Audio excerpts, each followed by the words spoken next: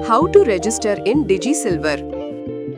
First, Play Store open பண்ணி Silver Palace DigiSilver app-ஐ install பண்ணிக்கோங்க.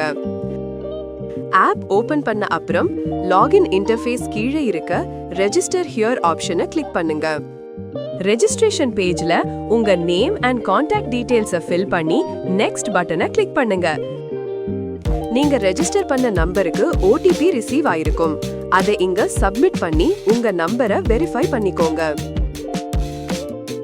இப்போ உங்க DigiSilver ஆப்கான பாஸ்வேர்டை கிரியேட் பண்ணதுக்கு அப்புறம் உங்க கஸ்டமர் ஐடி சக்சஸ்ஃபுல்லா ரெஜிஸ்டர் ஆயிடும்.